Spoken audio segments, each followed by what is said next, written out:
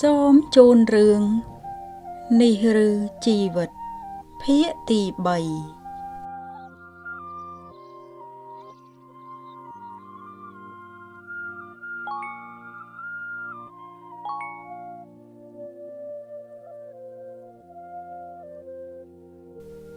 គ្គទី2បេះដូងរងគ្រោះ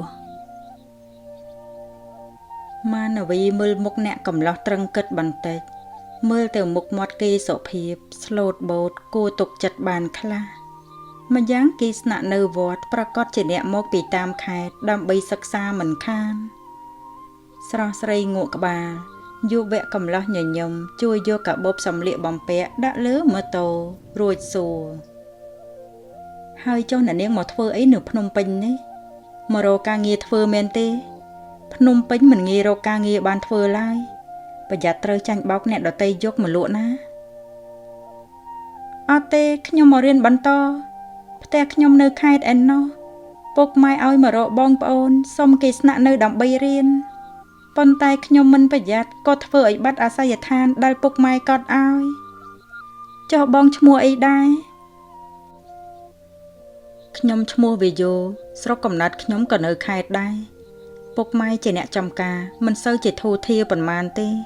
គ្រាន់តែអាចរស់បានមួយគ្រប់ប៉ុណ្ណោះចំណែកខ្ញុំត្រូវមករៀនបន្តផ្នែកពេទ្យដូច្នេះត្រូវចំណាយច្រើនទើបត្រូវឆ្លៀតរត់ម៉ូតូដប់ពេលយប់បានកម្រៃខ្លះទប់ទល់ជីវភាពរស់នៅទីនេះមិនចង់រំខានពុកម៉ែច្រើនពេកអ្នកទាំងពីរបណ្ដើរម៉ូតូបន្តិចក៏ចូលដល់ក្នុងវត្តវាយោជាកូនអ្នកចំការដែលមានការតស៊ូក្នុងការរៀនសូត្រគេរៀនផ្នែកពេទ្យដូចវិរិទ្ធដែរហើយឆ្នាំនេះវាយោប្រឡងចេញហើយទើបត្រូវចំណាយប្រាក់ច្រើនបន្តិចធ្វើឲ្យវាយោត្រូវរកការងារធ្វើ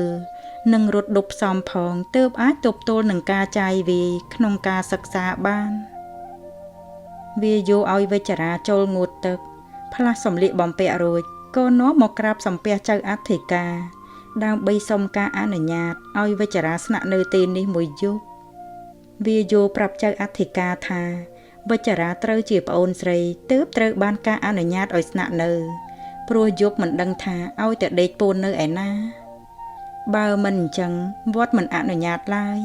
ខ្លាចអ្នកទាំងពីរធ្វើអ្វីខុសសិលធម៌ក្នុងទីវត្តអារាមវិចារាអរគុណវាយោណាស់ដែលបានជួយនាងក្នុងការស្នាក់នៅទីនេះទោះបីស្រស់ស្រីទើបតែជួបគេ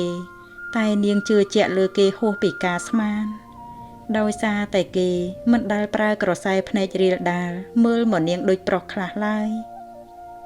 វិចារាមើលការរៀបចំបន្ទប់របស់វាយោឃើញថាមានសណ្ដាប់ធ្នាប់ជាងមនុស្សស្រីមួយចំនួនទៅទៀតនាងក្រមុំមើលរូបថតដែលវាយោទទួលសញ្ញាបត្ររូបគេនៅក្នុងរូបស្អាតសង្ហាចាញ់ខាងក្រៅទៅទៀតវាយោដើរចូលមកឃើញនាងក្រមុំកំពុងមើលរូបថតគេក្រហែមតិចអេហេតុអីវិចារាមើលរូបបងផ្លឹកដល់ម្លឹងណោះប្រហែលជារូបថតសង្ហាជាងខាងក្រៅហើយព្រោះពេលនិយាយជាមួយបងឃើញតែឈ្ងោកមុខរហូតស្រស់ស្រីភ្ញាក់ព្រឺតងាកមើលមុខវាយោសើចញឹមបងវាយោមកស្ងាត់បែបនេះខ្ញុំភ្ញាក់លោះព្រលឹងមិនខានវាយោញញឹមស្រស់ដើរទៅយកកាតាបសៀវភៅនៅលើតុព្រោះយប់មិញគេគេងនៅខាងក្រៅស្រួលងើពីងងឹតទៅដឹកម៉ួយដាក់នៅផ្សារដែលជាទម្លាប់របស់វាយោលុះជូនម៉ួយដែលណាត់រួចហើយទើបគេទៅសាលារៀនអ្នកកំឡោះមើលមុខវិចារាបន្តិចទើបវាចាចុះអូនមិនទៅសាលាទេហ៎ស្រស់ស្រីក្រវីក្បាលដើរទៅរៀបចំសម្លៀកបំពាក់និស្សិតឲ្យវាយោអត់ទេបងព្រោះសល់តែប៉ុន្មានថ្ងៃទៀតខ្ញុំប្រឡងហើយដូច្នេះសាលាអនុញ្ញាតច្បាប់ឲ្យឈប់សម្រាកវាយោទទួលសម្លៀកបំពាក់ពីដៃស្រស់ស្រីញញឹមអរគុណមែនហើយយប់នេះបងត្រូវតែយាមនៅមន្ទីរពេទ្យដែលបងចុះស្តាអញ្ចឹងអូនគេងម្នាក់ឯងបានទេអូមែនហើយថ្ងៃនេះចាំបងទៅសួររកបន្ទប់ជួលឲ្យណានាងក្រមុំញញឹមតបកុំបារម្ភអីអូនអាចនៅម្នាក់ឯងបានអរគុណណាស់ដែលជួយខ្ញុំ អ្នកកំឡោះងក់ក្បាលដើរចូលទៅបន្ទប់ផ្លាស់សំលៀកបំពាក់វាយោគិតថាអ្នកប្រហែលជាត្រូវផ្អាកការរត់ដប់រកការងារធ្វើវិញព្រោះគេក៏សន្សំលុយបានច្រើនល្មមអាចចាយវាក្នុងការរៀនសូត្រហើយប៉ុន្តែពេលនេះត្រូវទទួលបន្ទុកក្នុងការចេញលុយថ្លៃបន្ទប់ជួលឲ្យវិចារាទៀតវាយោមិនដាច់ចិត្តបណ្ដោយឲ្យវិចារាពិបាកតែលតោឡើយសូម្បីតែគេជាប្រុសត្រូវមករស់នៅបន្តការរៀនសូត្រនៅតែមានការលំបាកចុះទម្រាំតែវិចារាជាស្រីខ្លួនមួយទៀតរយៈពេលជាច្រើនថ្ងៃដែលវិរិទ្ធមិនបានជួបវិចារាធ្វើឲ្យគេរសាប់រសល់រកធ្វើអ្វីមិនត្រូវគេលោភទៅមើលនាងក្រមុំនៅផ្ទះក៏មិនឃើញសួរវិចារីនាងមិនប្រាប់ម្យ៉ាងមើលទៅវិចារីមួយរយៈនេះស្រងោតស្រងាត់មិនរីករាយដូចមុនឡើយនាងនឹកស្ដាយកំហុសដែលបានធ្វើចំពោះបងស្រីការពិតនាងគិតថាគ្មានតម្លៃសោះដែលឆ្លោះគ្នាសាច់ឈាមឯងយ៉ាងនេះនាងស្រមៃឃើញកាលពីនៅកុមារបងស្រីជួយនាងពេលលង់ទឹកដោយមិនមានខ្លាចគ្រោះថ្នាក់ខ្លួនឯងនឹកឃើញពេលបងស្រីសុខចិត្តទទួលរងរំពាត់ជំនួសពេលដែលនាងធ្វើបែកធោផ្កាដែលឪពុកនាងស្រឡាញ់បងស្រីល្អចំពោះនាងណាស់ព្រោះរាល់កំហុសអ្វីក៏វិចារាទទួលជំនួសប្អូនដែរហេតុអីក៏នាងធ្វើឲ្យបងស្រីត្រូវទៅរសាត់អណ្ដែតនៅខាងក្រៅម្នាក់ឯងព្រោះតែភាពអាត្មានិយមរបស់ខ្លួនយ៉ាងនេះវិចារីអង្គុយគិតមុខស្ងួតម្នាក់ឯងនៅក្រោមដើមឈើក្នុងវិទ្យាល័យកញ្ញាវិសិទ្ធរានុតដើរមកផ្ទះស្មាមិត្តតិចរានុតជាមិត្តរួមសាលារបស់វិចារីហើយក៏រៀនថ្នាក់ដំណាលនឹងវិចារាដែរប៉ុន្តែរានុតនាងរាប់អានវិចារីព្រោះវិចារីជួយនាងពីពួកសិស្សខិលខូចដែលតាមចែចង់នាងថ្ងៃមុនដល់ពេលនាងមិននិយាយរកក៏មានបំណងចង់ធ្វើបាបតែបានវិចារីជាស្រីឆ្នះមាត់ដល់ទៅជួយតន់ទើបពួកវាកិច្ចខ្លួនអស់តាំងពីថ្ងៃនោះមកនុតក៏ស្រឡាញ់រាប់វិចារីដូចជាប្អូនស្រីបង្កើតរានុតក៏មានសម្រស់ស្រស់ស្អាតគួរសមដែររានុតញញឹមអង្គុយចុះក្បែរវិចារីអូនវិចារីប៉ុន្មានថ្ងៃនេះមុខស្រពោនដល់ហើយពិបាកចិត្តរឿងអីមែនទេវិចារីញញឹមស្ងួតតបបងគិតថាប្អូនស្រីដែលធ្វើឲ្យបងស្រីត្រូវជួបនឹងបញ្ហាជាកំហុសធ្ងន់ហើយគួរឲ្យស្អប់ដែរទេរានុតមើលមុខវិចារីងឿងឆ្ងល់រួចចាប់ដៃវិចារីថ្នមបងប្អូននឹងគ្នាទោះបីមានកំហុសអ្វីក៏អាចអភ័យទោសឲ្យគ្នាបានដែរបើប្អូនដឹងថាអ្វីដែលខ្លួនកំពុងធ្វើជាការខុសប្អូនក្លាហានហ៊ានទទួលសារភាពកំហុសហើយសុំទោសបងស្រីនោះក៏គ្មានបញ្ហាស្មុគស្មាញទៀតដែរចុះវិចារីធ្វើអ្វីចំពោះបងស្រីរបស់អូនទៅវិចារីសើចញឹមវាចាបន្លប់អត់ទេខ្ញុំគ្រាន់តែសួរជំនួសមិត្តប៉ុណ្ណោះមែនហើយក្រែងថ្នាក់ទី12ត្រូវសម្រាកព្រោះចិត្តដល់ថ្ងៃប្រឡងមែនទេហេតុអីក៏បងមកសាលារានុតញញឹមចាប់ដៃវិចារីគឺបងមកបបួលវិចារីទៅជប់លៀងខូបកំណើតបងប្រុសរបស់បងនៅថ្ងៃអាទិត្យក្រោយនេះអូនត្រូវតែទៅណាវិចារីត្រឹងគិតបន្តិចទើបងក់ក្បាលព្រោះនាងមិនចង់ឲ្យរានុតអន់ចិត្តវិចារីក៏ចិត្តដល់ថ្ងៃវ៉ាកងដែរប៉ុន្តែនាងចង់មកចាំមើលនៅសាលារៀនក្រែងឃើញបងស្រីព្រោះម្ដាយក៏បារម្ភពីវិចារាដែរពេលនាងទៅបាត់ទើបដឹងថាវិចារាមានសារៈសំខាន់បែបណាចំពោះគ្រួសារពេលនាងនៅការងារផ្ទះសពសារពើនាងជាអ្នកជួយពេលនាំហូលផាមួងទៅដាក់តាមផ្សារនានាក៏នាងជាអ្នកធ្វើមិនដែលធ្វើឲ្យឪពុកម្ដាយខ្វាយខ្វល់ឡើយប៉ុន្តែដោយសារតែវិចារាកើតមកធ្វើឲ្យទ្រព្យសម្បត្តិរលាយអស់កាលពីមុនគ្រួសាររបស់លោកដាវីតមិនមែនមានភាពលំបាកបែបនេះឡើយលោកក៏ជាអ្នករកស៊ីធំមានរោងចក្រតម្បាញដែលល្បីល្បាញដោយសារតែមានមនុស្សអាក្រក់ព្យាបាទលួចដុតរោងចក្ររបស់លោកធ្វើឲ្យលោកត្រូវរលាយទ្រព្យសម្បត្តិគ្មានសល់ជួនជាពេលនោះត្រូវនឹងថ្ងៃដែលវិចារាកើត ទើបឪពុកម្ដាយយល់ថានាងជាកូនដែលនាំភាពចង្រៃដល់គ្រួសារធ្វើឲ្យស្អប់ខឹងនាងគ្រប់ពេលនេះជាគំនិតខុសទាំងស្រុងដែលយល់ថាកំណត់កូនដែលកើតមកមិនចម្រើនខែឆ្នាំមិនត្រូវឆុងឪពុកម្ដាយធ្វើឲ្យមានចិត្តស្អប់ខ្ពើមកូនទៅវិញការពិតគ្មានអ្នកណាដែលចង់ឲ្យคล้ายទៅជាបែបនេះទេចំណែកក្មេងក៏មិនដឹងរឿងអ្វីទាំងអស់បើយកបញ្ហានេះមកទម្លាក់ឲ្យគ្នាតើពេលគ្នាដឹងរឿងនោះគ្នានឹងមានអារម្មណ៍តូចចិត្តឈឺចាប់បែបណាតើកូនណាដែលចង់បំផ្លាញឪពុកម្ដាយទៅក្មេងដែលល្អនិងអាក្រក់សុទ្ធតែចេញមកពីការពុតលុតដំនិងសែបគប់មិត្តប៉ុណ្ណោះក្មេងប្រៀបដូចជាផ្ទាំងក្រណាត់សហើយក្រណាត់សមួយដុំនេះគឺសម្រាប់ទៅលើអ្នកដែលជ្រលក់ពណ៌ឲ្យតែប៉ុណ្ណោះចំណែកវិជ្ជរានាងគ្រាន់តែលួចមកមើលឈ្មោះថាត្រូវប្រឡងនៅថ្នាក់ណាសាលាណាក៏គេចទៅផ្ទះវិញមិនចង់ជួបវិជ្ជរីទេប៉ុន្តែវិជ្ជរាមិនមែនចង់គេចមួយជីវិតឡើយនាងត្រឡប់ទៅវិញនៅថ្ងៃណាដែលនាងអាចសាងខ្លួនឯងឲ្យមានមុខមាត់រស់នៅក្នុងសង្គមបានព្រោះនាងមិនចង់ឲ្យឪពុកម្ដាយនាងមើលងាយថាជាកូនមិនបានការនោះទេនៅសួនច្បារមាត់ទន្លេមានមនុស្សម្នាជាច្រើនដើរកម្សាន្តលេងខ្លះលេងកីឡាខ្លះទៀតអង្គុយជជែកគ្នាលើវាលស្មៅយ៉ាងរីករាយវិជ្ជរាអង្គុយជាមួយវិរិទ្ធនៅលើបង់ក្នុងសួនច្បារវិរិទ្ធចាប់ដៃនាងក្រមុំជាប់វាចាទាំងរីករាយបងសប្បាយចិត្តណាស់ដែលអូនទូរស័ព្ទទៅណាត់បងឲ្យចេញមកទីនេះចុះមិនក៏បងទៅរកអូននៅផ្ទះមិនឃើញស្រស់ស្រីដកដៃចេញតបទាំងទឹកមុខស្ងួតខ្ញុំមិននៅទីនោះទៀតទេព្រោះប៉ាម៉ាក់គាត់មិនត្រូវការកូនម្នាក់នេះទៀតឡើយចំណែករឿងដែលខ្ញុំទូរស័ព្ទទៅរកបងគឺខ្ញុំមានរឿងចង់និយាយជាមួយវិរិទ្ធមើលមុខវិជ្ជរាទាំងងឿងឆ្ងល់មានរឿងធ្ងន់ធ្ងរដល់ថ្នាក់នេះផងចុះពេលនេះអូនទៅនៅកន្លែងណាវិជ្ជរាសើចញឹមតបរឿងនេះបងមិនបាច់ចង់ដឹងទេខ្ញុំចង់សួរបងរឿងមួយបងត្រូវគិតក្នុងចិត្តឲ្យច្បាស់ចាំឆ្លើយជាមួយខ្ញុំ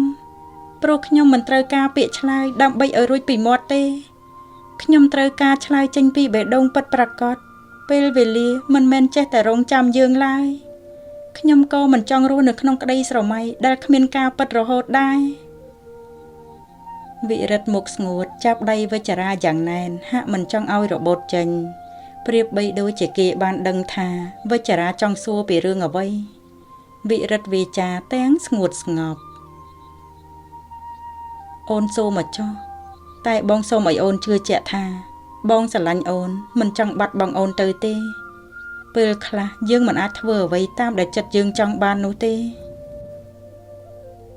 វិជ្ជរាមើលមុខវិរិទ្ធវាចាមុតមមបងនឹងរៀបការជាមួយអូនដែរទេវិរិទ្ធមើលមុខវិជ្ជរាវិញក្នុងក្រសែភ្នែកអង្វរកបងបានន័យថាបងឆ្លើយមិនចេញមែនទេមិនមែនទេតែបងចង់ឲ្យអូនស្ដាប់ហេតុផលសិនអូនក៏ដឹងថាបងគោរពនិងស្រឡាញ់ប៉ាម៉ាក់បងប៉ុណ្ណាចំណែកពួកគាត់ក៏ស្រឡាញ់បងខ្លាំងបំផុតដែរគាត់មានបងតែម្នាក់ជាកូនដូច្នេះបងមិនចង់ធ្វើអ្វីដែលជំទាស់ចិត្តគាត់ទេគាត់ត្រូវការឲ្យបងរៀបការជាមួយនារីដែលមានទ្រព្យសម្បត្តិត្រកូលខ្ពស់ទើបស័ក្តិសមទោះបីបងមិនស្រឡាញ់ក៏បងមិនអាចប្រកែកបានប៉ុន្តែបងមិនចង់បាត់បង់អូនទេអូនគួរតែយល់ដល់ចិត្តបងផងស្រស់ស្រីដកដៃចេញសន្សំទឹកភ្នែកដែលមិនអាចទប់បានវាធ្លាក់មកដូចជាក្របភ្លៀងបេះដូងស្រីឈឺណែនរកអ្វីប្រៀបមិនបានពាក្យថាស័ក្តិសមមួយម៉ាត់នេះនាងខ្លោចផ្សាអ្វីម្លេះបើគេស្រឡាញ់នាងហេតុអីក៏គេចាំបាច់ត្រូវតាមឪពុកម្ដាយគេមិនសមជាកូនប្រុសឡើយព្រោះបើសិនគេជាកូនប្រុសពិតប្រាកដគេមិនយកឈ្មោះឪពុកម្ដាយមកបាំងមុខទេកូនប្រុសគេត្រូវតែហ៊ានអាកាត់អ្វីដោយខ្លួនឯងនេះមកពីគេមិនស្រឡាញ់នាងដោយពិតប្រាកដទើបគេមិនហ៊ានប្រឆាំងឪពុកម្ដាយ វិចារាក៏មិនបានខឹងនឹងការដែលគេតាមឪពុកម្ដាយគេនាងខឹងខ្លួនឯងដែលស្រឡាញ់គេព្យាយាមគ្រប់យ៉ាងដើម្បីគេទីបំផុតនាងបានទទួលចម្លើយថានាងមិនមានឋានៈស័ក្តិសមនឹងគេឡើយនួនល្អងជួតទឹកភ្នែកក្រោកឈរសម្លឹងវិរិទ្ធយ៉ាងយូរប្រៀបបីដូចជាសម្លឹងមើលបរោះដែលនាងស្រឡាញ់ជាលើកចុងក្រោយហើយក៏គ្មានថ្ងៃបានជួបគ្នាទៀតដែរស្រស់ស្រីក្តាប់ដៃតាំងចិត្តឲ្យរឹងមាំទើបវាចាតិចអរគុណសម្រាប់រឿងកន្លងមកដែលបងធ្វើចំពោះខ្ញុំអ្វីដែលបងនិយាយខ្ញុំយល់ទាំងអស់តែមនុស្សយើងម្នាក់មិនអាចសម្រេចបំណងបានម្ដងទាំងពីរឡើយបើបងជ្រើសរើសតួនាទីជាកូនល្អបងត្រូវបាត់បង់ក្តីស្រឡាញ់សូមឲ្យបងជួបនារីដែលស័ក្តិសមនឹងបងអូនក៏ត្រូវតែដើរផ្លូវជីវិតដែលសេសសល់នេះតទៅទៀតខ្ញុំលាហើយនិយាយចប់វិចារាដើរចេញទៅទាំងបេះដូងឈឺចាប់នាងសុកចិត្តកាត់ចិត្តខ្លួនឯងថ្ងៃនេះទោះបីវាឈឺស្ទើរផុតដង្ហើមនាងក៏ត្រូវតែធ្វើព្រោះស្នេហារវាងនាងនិងវិរិទ្ធគ្មានផ្លូវល្អទេគេប្រកាសជាមិនអាចកាន់ដៃនាងដើរឆ្លងសមុទ្រជីវិតនេះរួចឡើយវិរិទ្ធកាំងរកពីអ្វីនិយាយមិនបានគេមិនអាចបាត់បង់វិចារាឡើយនាងជានារីដែលអ្នកទទួលស្គាល់ថាអ្នកស្រឡាញ់ខ្លាំងបំផុតតែវិរិទ្ធក៏មិនអាចជំទាស់ចិត្តឪពុកម្ដាយបានដែរវិរិទ្ធស្ទុះទៅចាប់ដៃវិចារាជាប់ក្រវីក្បាលតិចមកស្រពោនអត់ទេបងមិនត្រូវការឲ្យរឿងរវាងយើងคล้ายទៅជាបែបនេះទេបងមិនចង់បាត់បង់អូនទេពួកយើងនៅដូចដើមណាទោះបីបងរៀបការក៏យើងនៅតែស្រឡាញ់គ្នាតាក់ទងគ្នាដូចដើមវិចារាងាកមកមើលមុខវិរិទ្ធញញឹមស្ងួតដកដៃចេញបងអាត្មានិយមពេកឆាយបងត្រូវការបំពេញចិត្តខ្លួនឯងដើម្បីឲ្យបងមានក្តីសុខបងសុខចិត្តធ្វើបាបបេះដូងនារីដល់ទៅ2នាក់បើខ្ញុំនៅតាក់ទងបងដូចមុនពេលបងរៀបការបើប្រពន្ធបងដឹងនាងខូចចិត្តយ៉ាងណាទៅចំណែកខ្ញុំក៏មិនត្រូវការស្រឡាញ់ប្តីរបស់អ្នកណាដែរបានហើយយើងបញ្ចប់ត្រឹមនឹងចុះពួកយើងអាចរាប់អានគ្នាជាមិត្តបានមិនមែនសង្សារទេហេតុអីក៏អូនដាច់ចិត្តម្លេះដាច់ចិត្តបំភ្លេចអនុស្សាវរីយ៍2ឆ្នាំរបស់យើងហើយមែនទេស្រស់ស្រីអួលដើមករឿងអ្វីដែលនាងបំភ្លេចនោះ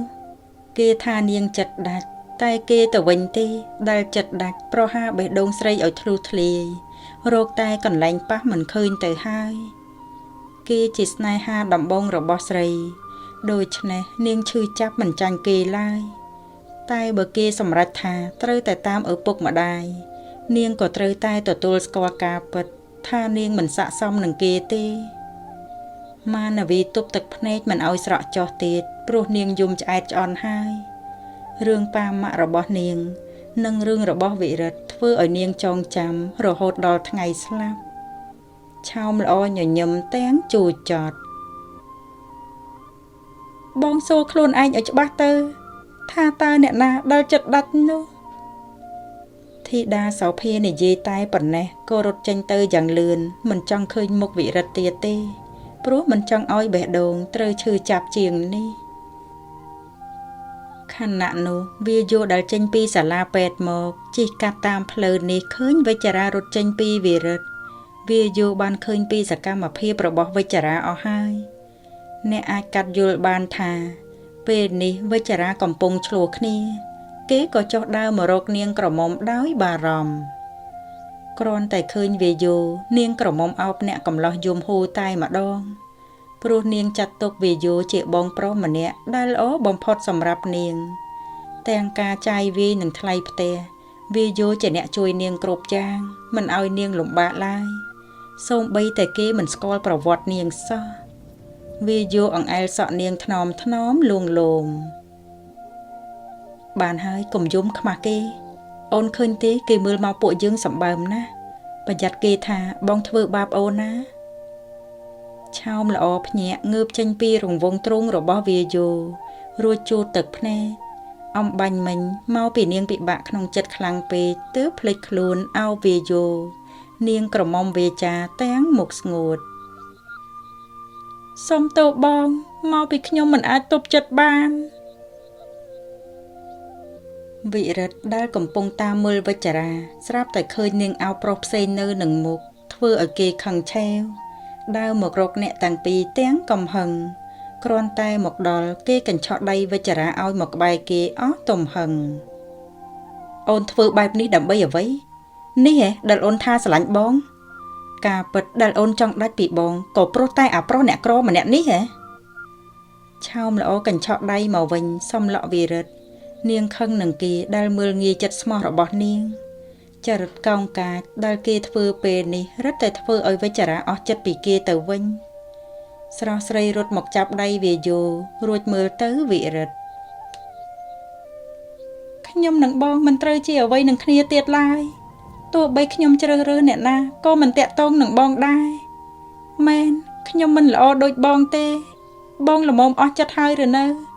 ต่อบองวิโยเนียงกระมอมเอาได้วิโยเจนเตอตกเอาวิรัตโชกได้กระหายมันเนี่ยไอ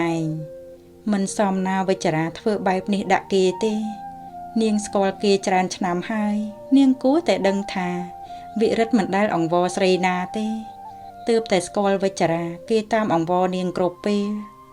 กได้สระลังคลังเพื่อเอาวิรัตคลายเจียกลุ่มนุ่มได้จองตกนองจัดวิรัตดับใดได้ดามเชอกใบนูอ้อตุ่มหึงตัวแต่ดัดเจนชิมรูดก่อลังจีเมอโต้เจนเตอนึกนองบรรทบจูลวิจาระองกุยเรียบนิเรียบนูมันมดหมวยมัดซ้อเพื่อเอาวิโยตามมือเนียงกระมอมแต่งชงอเกกธาเปิลได้วิจาระโคจัดคือใบนิสาเนียงเหมือนเมนกระต่ายองกุยยุมหรือกระตะวีประเดประดาลายเนียงใบจีโยกเปลเตอเถื่อการเงียบเซนด้าใบบรรลับจัดได้กำปงชื่อจับวิจาระกำปงเบาสำเร็จบำเปะวิโยจับได้เนียงกระมอมจอบส่วนเนียงกระมอมได้บารมโอนกำเถื่อแบบนี้ดังถาบองบารมเตใครโอนิเยธาจัดตกบ้องเจบ้องเพราะมันเนี่ยเมนเตโดยเฉพาะเมียนเรื่องเอาไว้โอนเตยใต้นิเยปรับบ้องมันเตยแหละตกขนมจัดใบนี้ไล่วิจาระบรรทุดังหามทอมเมื่อมกเวียอยู่บ้องข้างหนึ่งขยมเตบาขยมก็เหาะบ้องเวียอยู่หย่ยมกระวีกบาลอดเตปลุกบ้องกึศธามนุษย์มันเนี่ยมันจังก็เหาะเตโดยซาแต่เมียนกาตอลจรอปนแต่บ้าก็เหาะมันบ้านเฟือเอาเนี่ยนาขาดบองนึ่งเหมือนดอลพอลอักระดอลเนี่ยนาคืออาจเลือกเลนตัวบ้านแต่บ้าก็เหาะให้ดอลพอลวิบะดอลเนี่ยดอเตยคือมันหล่อเตมันวิหะเกาะกระไดขนมจัดนะเปลบานนึกใบวิจูเนียงกัดธาเกจเพราะมันเนี่ยได้จะกัดเจริญเจริญให้เมียนกาอาชีพไรละอบอมพอดเนียงกระมอมเวจาแตงมุกสงดกาปัดขยมมันเมนเมาปีคายเตขยมเตยปามะเดินจังปีเตปรูแต่กาโยลจะล้อมบองโยลธาขยมเจสไรมันละอเมนเตได้เตยปุกมันแต่ตัวสกอลใบปนี่เวียโยอังเอลสมาสไรถนอมเวจาบองดังธาเมียนเรื่องจันนะได้ปิบะปนโยลปรับเนี่ยดอตีไอบานโยลบองเชื่อเจตาโอนเหมือนเม้นเจสไรได้ทเรื่องอักระดอลธนาปุกมาได้มันตัวตัวสกอลนุตีโอนปรับธามีเรื่องโยลจะล้อมไม่ก็โอนมันบัญเจปรับปุกก็ดอยบานจะบ้าเอาไว้ได้ยืงเหมือนบานทเวยืงเหมือนเตยคลาดให้กิจไว้แบบนี้ไล่วิจาราสตุกราวโชมุกสงดบองโยลธาขยมเจบันตุกระบองเมนเตบ้านเจ๊บ้องจังไอ้ขยมตลบแต่วิ่งบ้องมันสกอลปุกอดเตกอดมันเตยกาสดับเปียปนโยลระบขยมลายกอดดัดเมตานะมันอนัดเชี่ยวมวยดำนักระบกอดบ้านบ่าบ้องสอบเปิมนังทนตรอนขยมก็มันรำคาญบ้องได้วิจาระบ่มรองได้จังวิโยโรเตอร์สเตะปีมุกจอบบ้องมันไม่มีในใบปนุเต នេះគ្រាន់តែជាការពន្យល់របស់បងប៉ុណ្ណោះបើអូនមិនទាន់សប្បាយចិត្តចង់ទៅវិញក៏បងមិនបង្ខំដែរតែបងគ្រាន់តែចង់ប្រាប់អូនថាជាកូនគួរតែបំភ្លេចចោលខ្លះនៅអ្វីដែលគាត់បានធ្វើខុសចំពោះអូន